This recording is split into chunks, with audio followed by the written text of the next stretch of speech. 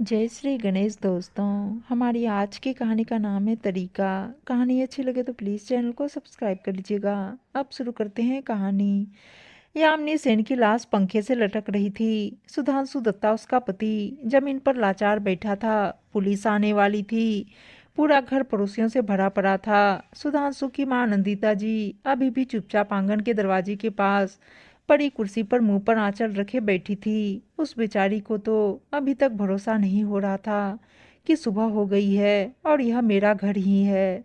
तभी पुलिस की गाड़ी दरवाजे पर आकर रुकी। इंस्पेक्टर ने कांस्टेबल की मदद से लाश को उतरवाया। भला की खूबसूरत यामिनी का चेहरा बिगड़कर बहुत ही डरावना लग रहा था। इधर उधर जांच कर लेने के बाद इंस्पेक्टर ने कपड़े से लाश ढक दिया। हाँ, सुधांशु नाम ही है ना तुम्हारा? जी सर। तुम्हारा कहना है कि तुम ड्यूटी गए थे जब मौत हुई। और यह बुढ़ी अम्मा तुम कहाँ थी? आनंदिता जी अभी भी चुप थी। इंस्पेक्टर ने कसकर पूछा, जल्दी बताओ, ज्यादा नाटक नहीं अम्मा। बहू को बस 6 महीने ही हुए थे। लंबा जाओगी तुम तो। लेकिन बेटा, मैंने तो कुछ किया नहीं। वह तो बाद में साबित करना। चलो अभी। पुलिस ने अम्मा और सुधांशु दोनों को जेल भेज दिया। सुधांशु दत्ता एक सरकारी ऑफिस में मामूली क्लर्क था। अभी 6 महीने पहले ही बड़ी धूमधाम से पढ़ी लिखी, खूबसूरत, बड़े बड़े सपनों वाली यामिनी सेन से उसकी शादी हुई थी। नौकरी देखकर यामिनी के घर वालों ने यह शादी करवा दी थी। मगर शायद वे भी आशंकित थे अपनी बेटी के भविष्य को लेकर। तभी तो विदाई के वक्त उन्होंने दामाद से कहा था, हफ्ते में 2-4 दिन यामिनी के लिए समय निकाल लीजिएगा। दामाद जी, मेरी बेटी को घर में बंद रहना पसंद नहीं। यह सलाह थी या चेतावनी? मगर सुधांशु ने इसे बस एक मजाक ही समझने की भूल कर दी। वह कुछ ज्यादा ही सीधा लड़का था। केवल घर, नौकरी और माँ के सिवा उसने कुछ जाना ही नहीं था। यामिनी इस बंधे घर ढर्रे की जिंदगी को नहीं झेल पाई। वह एक ही काम रोज नहीं कर सकती थी। धीरे धीरे झगड़े शुरू हुए, फिर खामोशी छा गई। पता नहीं उसे क्या हुआ। वह कितनी गहरी डिप्रेशन का शिकार हो गई। इस रिश्ते में इस खामोशी का अंत ऐसा होगा, इसकी कल्पना किसी ने नहीं की थी। आखिर एक रात उसने अपनी जान ले ली। पूरे 2 साल लगे सुधांशु को खुद को निर्दोष साबित करने में। 6 महीने की शादी ने उसके जीवन के 6 साल ले लिए। जेल से निकलने के बाद वह दोबारा जिंदगी जीना चाहता था। आनंदिता जी भी अपने बेटे को दोबारा खुश देखना चाहती थी। जीवन में आगे बढ़ना चाहते थे वह। पर समाज समाज की नजरों में उनका दोष अक्षम्य था। अपराध क्या था मेरा? सुधांशु यह बात बोलकर अक्सर ख्यालों में खो जाता। इतनी खूबसूरत बीवी जो किसी किस्मत वाले को ही मिलती, वह उसे मिली थी। फिर क्या हुआ? नौकरी तो वापस मिल गई। उन लोगों ने घर बदल लिया। कई जगह ब्याह के लिए जुगाड़ लगाना शुरू किया, मगर कहीं बात नहीं बनती थी।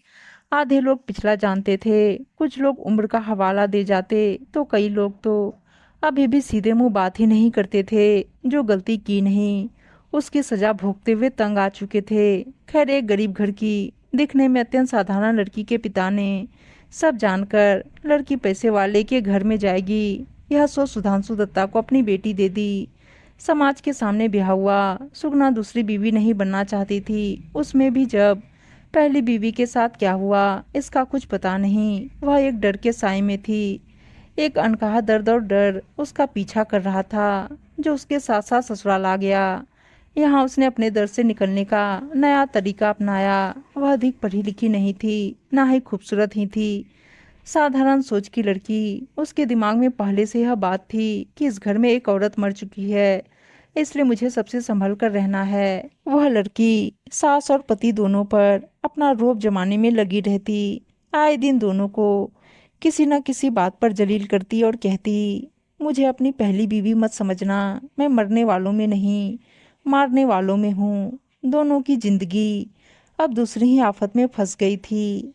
लेकिन आनंदिता जी अपने बेटे को समझाकर कहती, यह आफत उस आफत से भली है। बोलती तो है, भला बुरा जो जी में आए। सुधांशु देखना, एक दिन सुगना को अक्ल आ जाएगी। बस उसके साथ प्यार से रहो और भगवान पर भरोसा रखो। हमेशा हमारे साथ ही बुरा नहीं होगा। 1 साल बाद ही सुगना एक बेटी की माँ बनी। आनंदिता जी ने उस समय अपनी बहू और पोती की जी जान लगाकर सेवा की। सुधांशु भी दोनों का पूरा ख्याल रखता था। धीरे धीरे सुगुणा के स्वभाव में भी परिवर्तन आने लगा। उसका दर्द धीरे धीरे कम हो गया था और डर भी। अब वह खुलकर उन लोगों से मिलने जुलने लगी।